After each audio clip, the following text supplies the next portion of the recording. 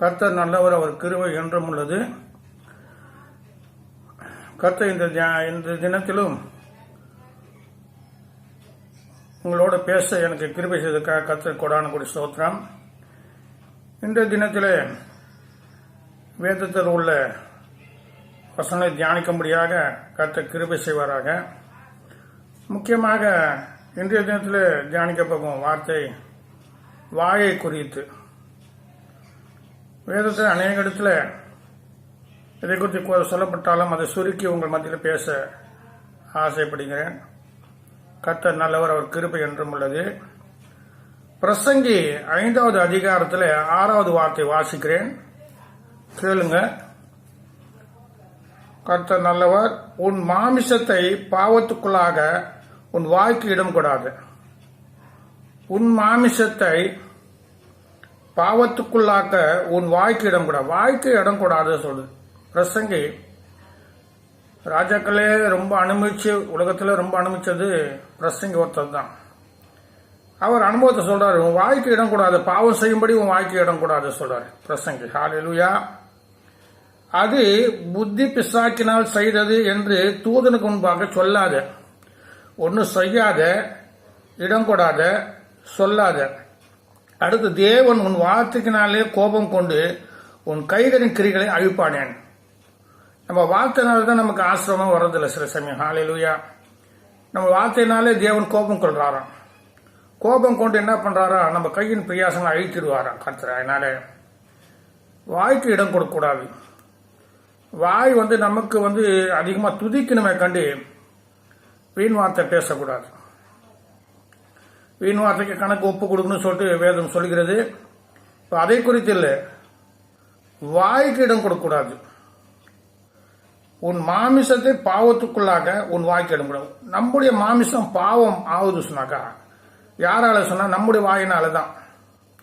அப்ப நம்ம வாயில இடம் கொடுக்கறதுனால நமக்கு பாவம் பெற செய்து சொல்றாரு ஆண்டவர். ஹல்லேலூயா. பிரசங்கி அதே பிரசங்கி சொல்றாரு 10:4 என்ன சொல்ற சொன்னாக்கா, 10:14 மூடன் மிகுதியா பேசுகிறான். மூடன் மிகுதியாக பேசுகிறான். முட்டாள் எப்பவுமே அதிகமா பேசுவான். கர்த்தர் நல்லவர். அதனால நான் என்ன சொல்றேன் சொன்னாக்கா, கர்த்தர் வேத வார்த்தையின்படி நம்ம வாயை காக்கணும். நீதிமொழிகள் 18வது அதிகாரத்தில் 7வது வார்த்தை வாசிப்போம். நீதிமொழிகள் 18 7வது வார்த்தை நான் வாசிக்கிறேன். மூடனுடைய வாய் அவனுக்கு கேடு. மூடனுடைய வாய் அவனுக்கு கேடு. அவன் உதடுகள் அவனுக்கு ஆத்மாவுக்கு கண்ணி. கேடும் கண்ணி இருக்கு. வாயில என்ன இருக்கு, கேடு இருக்கு. உதட்டுல என்ன இருக்கு, கண்ணி இருக்கான். அதனால உதட்டையும் காத்துக்கொள்ளு, வாயையும் காத்துக்கொள்ளு. அதனால நாக்கும் காத்துக்கொள்ளு. யாக்கோப்பு 3வது அதிகாரத்தில் நாக்கை குறித்து அநேக காரியம் சொல்லப்பட்டிருக்கு. அதே நீதிமொழி 18வது அதிகாரத்தில் 20வது வார்த்தை, அவனவன் வாயின் பலனா அவனவன் வயிறு நிரம்பும். அவனவன் வாயின் பலனா அவனவன் வயிறு நிரம்பும். அவனும் உதடுகளின் விளைவினால் அவனவன் திருப்தி ஆவான். மரணமும் ஜீவனும் நாவின் பிரத்யேகத்தில், மரணம் ஜீவன் நாவின் அதிகாரத்தில் இருக்கும். அதை பிரியப்படுக அதன் கனியை புசிப்பார்கள். அப்போ அதிகாரம் எங்க, நாக்கில் இருக்கு. நீ நல்லது பேசினா நல்ல உண்டாகும், கெட்டது பேசினா கெட்டது உண்டாகும். ஹல்லேலூயா. நன்மையை பேசினாக்கா மனசுக்கு ரொம்ப சந்தோஷமா இருக்கும். வார்த்தை எப்பவுமே மகிழ்ச்சியா இருக்குன்னு சொன்னா மகிழ்ச்சியான வார்த்தை பேசினேன், இறுதிய மகிழ்ச்சியா இருக்கணும். ஹல்லேலூயா. ஆனா முக்கியமா நான் முக்கியப்படுத்து மூடனுடைய வாய், அவனுக்கு கேடு. நான் கூட ரசிக்கப்பட்ட முதல்ல எனக்கு வேத வசனம் தெரியாது, எதுவுமே தெரியாது, அதிகமா பேசுவேன். எல்லார்கிட்டையும் நான் அதிகமா தப்பா பேச மாட்டேன், எல்லாரும் சொந்தம் கொண்டாடி பேசுவேன். நான் எப்படி சொன்னாக்கா, பொதுவாக சொல்ல ஜாலியா பேசுறேன்னு சொல்றாங்களே, அது கூட தப்பு தான். இப்போ உணர்றேன். எல்லார்கிட்டையும் பேசுவேன். நான் சர்ச்சில் எல்லார்கிட்டையும் பேசுவேன், ஊழியர்கிட்ட பேசுவேன், நண்பர்கிட்ட எல்லார்கிட்டையும் பேசுவேன். அப்ப சில பேர் சொல்லுவாங்க, உனக்கு வாய் தான் கேடு சொல்லுவாங்க. எனக்கு அப்போ ஒன்றும் புரியாது. வாய் கேடு சொன்னாக்கா ஒன்றும் புரியல. என்ன இவங்கெல்லாம் இப்படி சொல்றாங்கன்னு சொல்லிட்டு கண்ணாடியில் போய் பார்ப்பேன் என் வாய் நல்லா தானே இருக்கு. வாய் நல்லா இருக்கும், ஆனால் அந்த வார்த்தைகளும் உனக்கு கெடுக்கும். வாயின் வார்த்தைகள் நம்மளுக்கு கெடுக்கும். அதனால வாயின் வார்த்தைகள் சொல்லப்பட்டிருக்கு. கர்த்தர் நல்லவர். ஹல்லேலூயா. இயேசு கிறிஸ்து ரத்தம். ஜீசஸ். ஹல்லேலூயா. ஜீசஸ். ஹல்லேலூயா. ஜீசஸ்.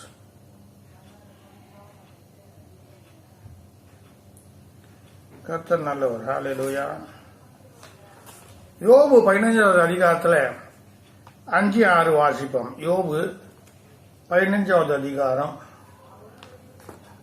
யோபு 15:640.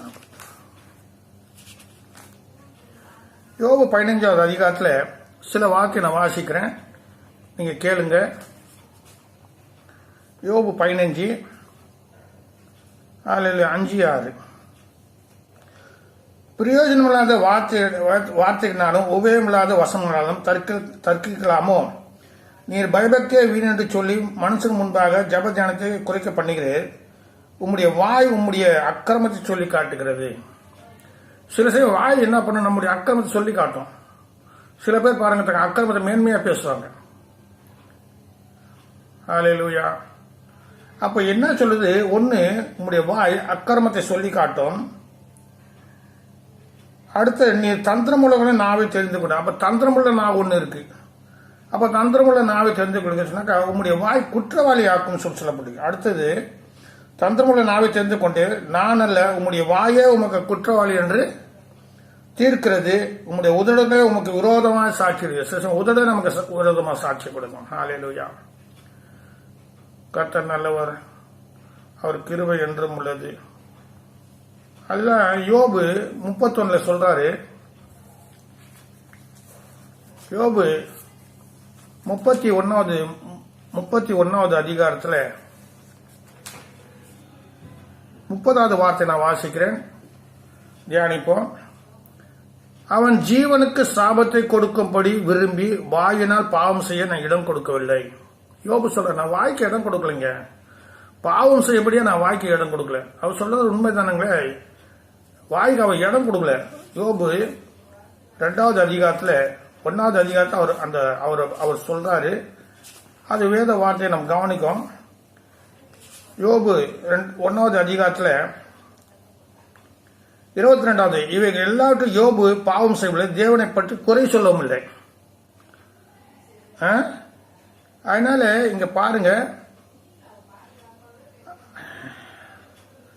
கர்த்தர் நல்லவர். ஹல்லேலூயா. அவர் என்ன அடுத்தது, யோபு 2:10, இவைகள் எல்லாவற்றையும் யோபு தன் உதடுகள் பாவம் செய்யவில்லை. இவை எல்லாத்தையும் யோபு உதடுகளால் பாவம் செய்யவில்லை சொல்லப்பட்டது. ஹல்லேலூயா. ஒரு தீர்மானம் இருக்கணும். நம்ம வாய் மீறக்கூடாது, பேசக்கூடாது. ஒரு தீர்மானம். நானும் சில சமயம் தீர்மானம் எடுத்துதான் கர்த்தருடைய ஆசீர்வாதத்தை பெற்றுக்கொள்ள முடியும். பெற்றுக்கொண்டேன் நானும். அதனால சங்கீதம் 17வது அதிகாரத்தில் 3வது வார்த்தை பார்ப்போம். சங்கீதம் 17 தாவீது சொல்றாரு, நீ என் இருதயத்தை பரிசோதித்து ரா காலத்தை அதை விசாரித்து என்னை புனமிட்டு பார்த்தும் ஒன்றும் காணாதிருக்கிறேன். என் வாய் மீறாதபடிக்கு தீர்மானம் பண்ணினேன்னு சொல்றாரு. சங்கீதக்காரர் சொல்றாரு, என் வாய் மீறாதபடிக்கு தீர்மானம் பண்ணினேன். தயவு செய்து உங்க ஆசீர்வாதம் இல்லை, நன்மை இல்லை சொன்னா வாயை அடக்குங்க. வாய் மீறாதபடிக்கு அங்க என்ன சொல்லுது? என் வாய் மீறாதபடிக்கு தீர்மானம் பண்ணினேன். அதனால நீங்க வாயை கொஞ்சம் கட்டி தேவனுக்காக துதி செலுத்தும் போது கர்த்தர் பெரிய காரியங்களை செய்வார்.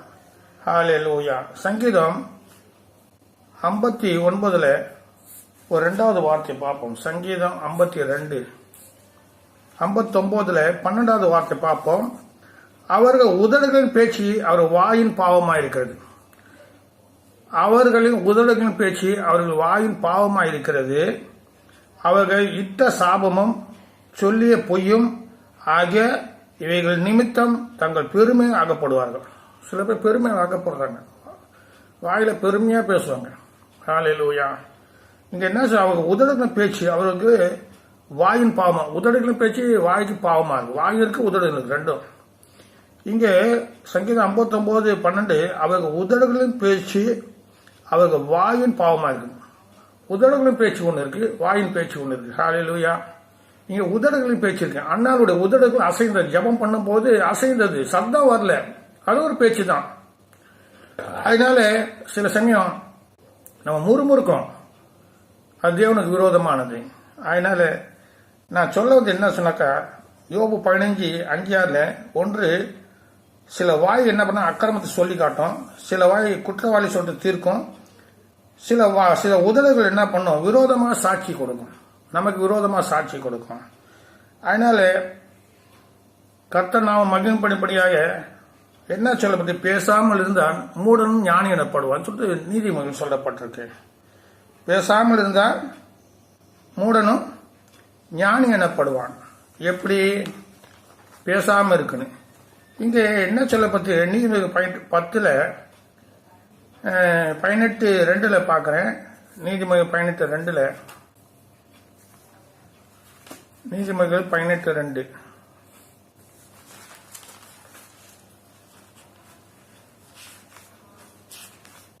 நீதிமொழிகள் 18:2 மூடன் ஞானத்தையும் பிரியம் கொள்ளாமல் தன் மனது உள்ளங்களை வெளிப்படுத்த பிரியப்படுகிறான். மூடன் என்ன பண்ண, தன் மனதுள்ளெல்லாம் பேசுறதுக்கு அவன் ஆசைப்படுறான். அது மூடத்தமான நம்ம பேசக்கூடாது. கர்த்தர் நல்லவர். இது நான் எதுக்கு சொல்றேன்னு சொன்னாக்கா, நீதிமொழி 22:17 17, 18, 19 வாசிக்கும். 22, உன் செவியை சாய்த்து ஞானிகளுடைய வார்த்தைகளை கேட்டு என் போதத்தை உன் இருதயத்தில் வை. வேத வார்த்தை சொல்கிறது, உன் செவியை சாய்த்து ஞானிகளுடைய வார்த்தைகளை கேட்டு என் போதகத்தை உன் இருதயத்தில் வை. அவைகள் உன் உள்ளத்தில் காத்து அவைகளை உன் உதடுகள் நிலைத்திருக்க பண்ணும் போது அது இன்பமாயிருக்கும். உதடுகளை நிலைத்திருக்கும் போது இன்பமாயிருக்கும் கர்த்தருடைய வார்த்தை. அப்ப என்ன சொல்ல, அது இன்பமா இருக்கும். உன் நம்பிக்கை கர்த்தருமே இருக்கும்படி இன்றைய தினம் அவைகளை உனக்கு தெரியப்படுத்துகிறேன். இப்போ ஒரு நம்பிக்கை, நம்ம வாயால பாவம் செய்யக்கூடாதுன்னு சொல்லிட்டு ஒரு பாவம் செய்யல ஒரு நம்பிக்கை வரணும். நம்ம உதடெல்லாம் பாவம் செய்யல சொல்லி, இருதயத்துல பாவம் இருக்கு, கண்கள்ல பாவம் இருக்கு. அதனால நீ தேவாலயத்துக்கு போகும்போது உன் நடைகளை காத்துக்கொள் சொல்லிட்டு இருக்கு. அதனால பாவம் எப்படின்னா பிரவேசிக்கும். அதனால பாவம் செய்யாதபடி நம்ம பார்த்துக்கணும். ஹல்லேலூயா. சங்கீதக்காரர் சொன்ன, பாவம் செய்யாதபடி என்னை காத்து கொண்டு சொல்றாரு. ஹல்லேலூயா. கர்த்தர் நல்லவர். இங்க என்ன சொல்லுவீங்க, உன் நம்பிக்கை கர்த்தமே இருக்கும்படி இன்றைய தினம் இவைகளை உனக்கு தெரியப்படுத்துறேன். இந்த வாயை குறித்து தெரியப்படுத்துறேன். உன் நம்பிக்கை இருக்கா, நான் பாவம் செய்யவில்லை சொல்ல நம்பிக்கை இருக்கா? உதட்டுல பாவம் இருக்கா? நாக்குல பாவம் இருக்கா? உன் வாயில பாவம் இருக்கா? சோதிச்சு பாருங்க. கர்த்தர் நல்லவர். ஹல்லேலூயா. கர்த்தர் நல்லவர். ஹல்லேலூயா. நீதிமொழிகள் 18:20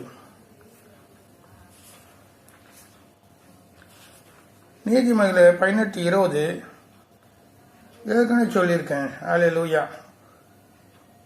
வாயினால் வயிறு நிரம்பும் சொல்லப்பட்டிருக்கு. அவனவன் வாயின் பலனா அவனவன் வயிறு நிரம்பும். வாய் நல்லா இருந்தாக்கா வயிறு நிரம்பும். அடுத்து அவன் உதடுகள் விளைவினால் அவனவன் திருப்தி ஆவான்.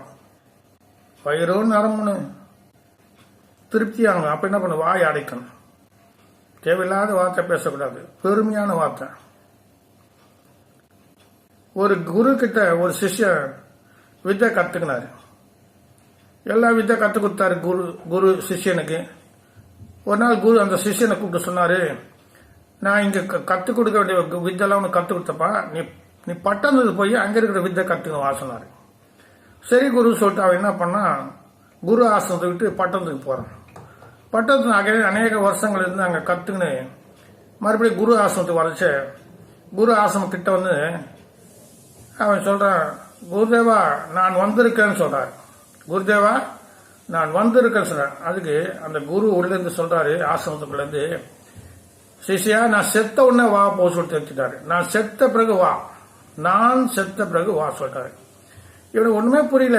மறுபடியும் என்ன பண்றான், அவன் பட்டது போய் அநேக வருஷம் கழிச்சு மறுபடியும் வந்து குரு கிட்ட வந்து சொல்றான். அவன் சொல்றான், நான் சொல்றேன், அந்த அகங்காரம் இருக்கு பாருங்க, அது நம்ம கீழே தள்ளிடும். அப்புறம் அந்த குரு ஆசனம் அவன் சொல்றான், பேரை சொல்லி குருதேவா நான் வந்திருக்கேன். அப்ப உள்ள வா சொல்றாரு. நான் வந்திருக்கிறேன், நான் எனது, நான் செய்வேன், இப்படியான ஒரு அக்கிரம சிந்த உதடுல பாவம் இருக்கும். நான் சொன்னா நடக்கும், நான் வாய்த்தா நடக்கும், அப்படியெல்லாம் பேசக்கூடாது. ஹல்லேலூயா. அதனால கர்த்தர் நல்லவர். ஹல்லேலூயா. ஜீசஸ் ஹல்லேலூயா. நீங்க நீதிமொழிகள் 24:1-7 வாசிங்க, உங்களுக்கு புரியும். இன்னொன்று ரகசியம் என்ன சொன்னாக்கா, நீதிமொழிகள் பிரசங்கம் நீதிமொழிகள்ல 19:7 வாசிக்கிற நீங்க கேளுங்க. தரித்திரனை அவனுடைய சகோதரர் எல்லாரும் பகைக்கிறார்களே, தரித்திரனை அவர் சகோதரர் எல்லாரும் பகைக்கிறார்களே, எத்தனை அதிகமாக அவன் சிநேகர் அவனுக்கு தூரமாவார்கள். அவருடைய வாயின் வார்த்தைகளை அவன் நாடுகிறான், அவைகளும் வெறும் வார்த்தைகள். நம்ம வாயில வெறும் வார்த்தை பேசக்கூடாது. வெறும் வார்த்தையால வறுமை வரும்னு சொல்லிட்டு நீதிமொழிகள் 14:23 சொல்ல, அந்த வார்த்தையை வாசிக்கிறேன். நீங்க மறுபடியும் நீங்க போட்டு பார்க்கும் போது இந்த வார்த்தைகளுடைய தியானிக்கிறதுக்கு உங்களுக்கு அருமையா இருக்கும். ஒரு முறை பார்க்காதீங்க, 10 முறை கூட பாருங்க. இது பிரயோஜன வார்த்தை, மற்றவங்க நீங்க சொல்லுங்க, உங்க இருதயத்தை வைத்துக் கொள்ளுங்க. ஹல்லேலூயா. இங்க சொல்லப்பட்டிருக்கு 14:23 சகல பிரியாசல பார்க்க, சகல பிரியாசலும் பிரயோஜனம் உண்டு, உதடுகளின் பேச்சோ வறுமையை கொண்டு வரும். வறுமையை மாத்திரம் தருமா உதடுகளின் பேச்சு. கர்த்தர் நல்ல, அதுக்காக துதிக்க கத்துக்கணும். நான் ஏற்கனவே துதிக்க கத்துக்கணும், தேவனை புகைய கத்துக்கணும், தேவனை மகிமைப்படுத்த கத்துக்கணும். அதுக்காக தான் நமக்கு வாய் உண்டாக்கினார், சத்தத்தை உண்டாக்கினார், பேச்சை உண்டாக்கினார். கர்த்தர் நல்லவர். அதனால நான் என்ன சொல்றேன், சங்கீதம் 39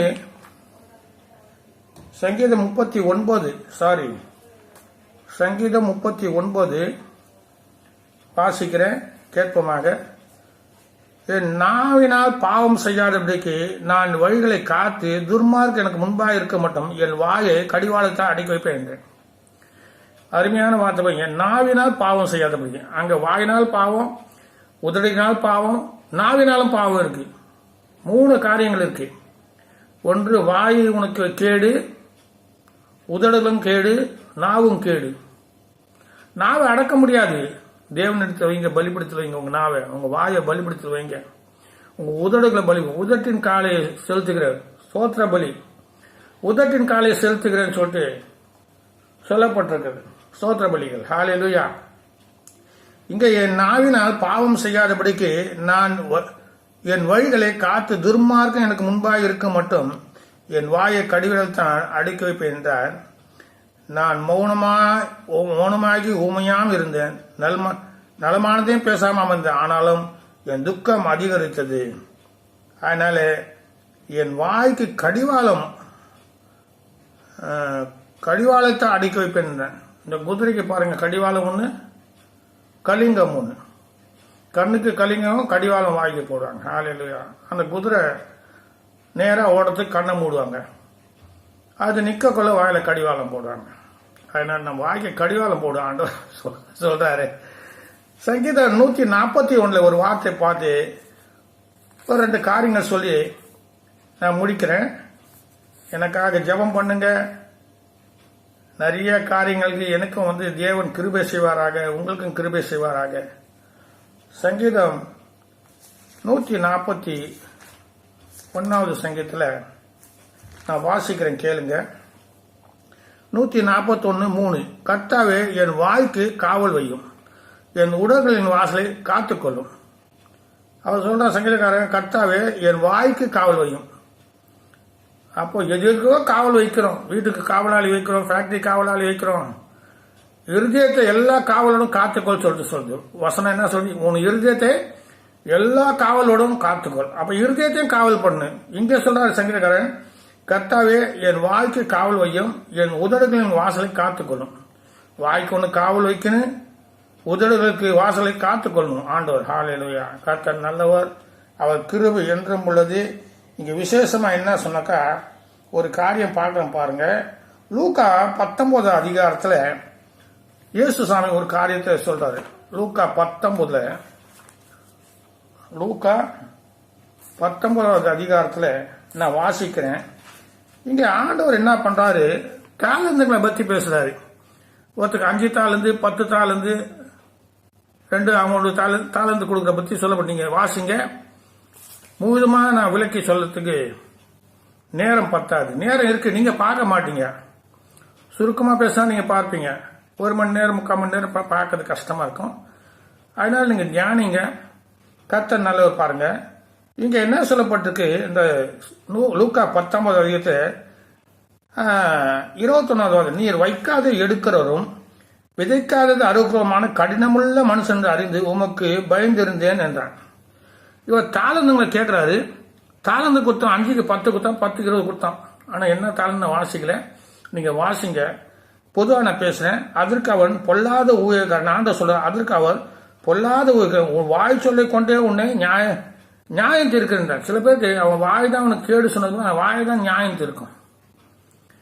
வாய் அவனை நியாயம் தீர்க்கும். ஆனா வாயை ரொம்ப ஜாகிரதையா வச்சுக்கணும்.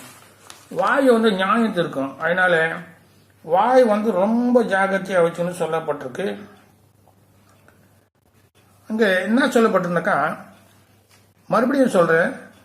அது மேலிருந்து பார்த்தாக்கா 17ல முந்தின ஆண்டவனே உம்முடைய தாளின் 10 ராத்தல் ஆதாயம் கிடைத்தது என்றான். இது போல அவனுக்கு இன்னொரு அப்படியே 2ஆம் ஊழியக்காரன் ஆண்டவர் உம்முடைய ராத்துனா 5 ராத்தல் ஆதாயம் கிடைத்தது. ஆனா 3வது சொல்றான், பின்பு வேறொன் ஆண்டவர் இதோ உம்முடைய ராத்தல் அதை ஒரு சீலையில் வைத்திருக்கிறேன். சீலையில் வைத்துனா மடிச்சு வச்சிருக்கேன் நானு பெட்டிக்குள்ள. அப்ப ஆண்டவர் சொல்றாரு, நீர் வைக்காது, அவன் சொல்றான் வைத்திருக்கிறேன், நீர் வைக்காது எடுக்கிறவரும் விதைக்காத அறுவக்கமான கடினமுள்ள மனுஷன் அறிந்து உமக்கு பயந்திருக்கேன். அதற்கு அவன் பொல்லாத ஊழியக்காரனே, உன் வாய் சொல்லை கொண்டே உன்னை நியாயத்திருக்கிறேன். நான் வைக்காதே எடுக்கிறவரும் விதைக்காதே அறுக்கிறமான கடினமுள்ள மனுஷன் என்று அறிந்திருக்காயே. பின்ன ஏன் நீ திரவியத்தை காசு கடையில் வைக்கவில்லை? காசு கடையில் நீ வட்டிக்காரங்கிட்ட கொடுத்துருக்கலாமே. நான் கொடுத்த தாளந்து. சில பேர் பணத்தை வீணா வச்சிருப்பாங்க. அது நியாயமான வட்டிக்கு வர இடத்துல கொடுத்தாக்கா அது நியாயமா வந்துடும். இங்க வேதம் சொல்றாரு, இயேசு சொல்றாரு, காசு கடையிலே வைக்கவில்லை. அவர் சொல்றாரு, பின்ன ஏன் நீ அந்த திரவியத்தை காசு கடையில் வைக்கவில்லை? வைத்திருந்தா நான் வரும்போது அதை வட்டியோடு வரப்பட்டுக் கொள்வேனே என்று சொன்னான். வட்டியோடு நான் வாங்குவேனே. அப்போ தேவன் நமக்கு முதலும் வட்டியமா நம்ம கொடுக்கிற ஒரு ஆண்டவர். அதனால இந்த வாயு சொல்ல கொண்டு நம்ம தீர்க்கிற ஆண்டவர். அதனால கர்த்தர் நம்ம வாயை காப்பாக 2 சாமுவேல் ஒரு வார்த்தை பார்த்தோம். 2 சாமுவேல்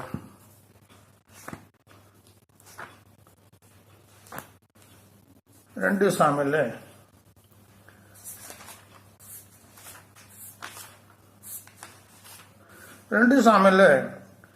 1வது அதிகாரத்தில் 16வது வார்த்தை வாசிக்கிறேன். இங்க என்ன சம்பவம் சொன்னாக்கா, சவுல் செத்துறாரு, ஒரு ஆயுதாரி கொண்டு போறாரு.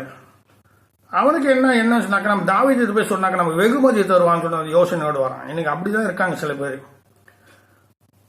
ஒரு தீர்க்கதரிசி புத்தகத்திற்கு சில பேர் என்ன பண்ணுவாங்க, கெட்டவங்க கூட நல்லவங்க சொல்றவங்க புகையிறாங்க போல. அது சொல்ல இன்னும் நான் பேசுறேன். அது அப்போ இவன் என்ன சொல்றான், தாவீது கிட்ட வரான்.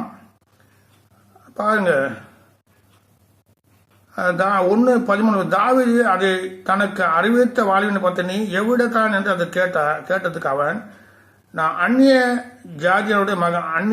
ஜாதியானுடைய மகன், நான் அமிலேக்கேன் என்றான். தாவீது அவனை நோக்கி, கர்த்தர் அபிஷேகம் பண்ணதை கொன்று போடும்படிக்கு நீ உன் கையை நீட்ட பயப்படாமல் போனா என்ன என்று சொல்லி வாலிபர் அவனை கூப்பிட்டு, நீ கிட்ட போய் அவன் மேல் விழுந்து அவனை வெட்டு என்றான். அவனை வெட்டினான், அவன் செத்தான். இங்க என்ன சொல்ற, தாவீது அவனை பார்த்து உன் ரத்த பை உன் தலைமையில் இருப்பதாக கர்த்தர் அபிஷேகம் பண்ணிடுறேன், நான் கொன்று போட்டேன் என்று உன் வாயே உனக்கு விரோதமாக சாட்சி சொல். சில பேர் வாய் தான் நமக்கு விரோதமாக சாட்சி சொல்லும். கர்த்தர் நல்லவர். வாயை ரொம்ப ஜாகிரதையா வச்சுன்னு சொல்லிட்டு வேதம் சொல்கிறது. வாயின் வார்த்தை சுருக்கமா இருக்குன்னு, வாய்க்கு பாவம் பண்ணும்படியே நம்ம எதுவும் சொல்லக்கூடாது. அதனால ரொம்ப அழகான வார்த்தை. அப்போ பயனால பேசாதான் மூடன் ஞானி எனப்படுவான்னு சொல்லப்பட்டிருக்கு. ஜீசஸ் ஹல்லேலூயா. மூடனுக்கு ஞானம் எட்டாத உயரமா இருக்கிறது. ஹல்லேலூயா. ஆனால் வாயின் வார்த்தை காத்துக்கொள்ளும். வாயினால் தான் அதிகமாக கேடு உண்டாகுது.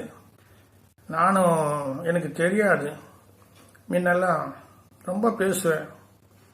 அதை பேசுறதுனால எனக்கு நிறைய நன்மைகள் கிடைக்காம போச்சு. நிறைய பேர் விரோதிகளாக மாறிட்டாங்க. என்ன பேச தெரியாது, வாயை அடக்க தெரியாது.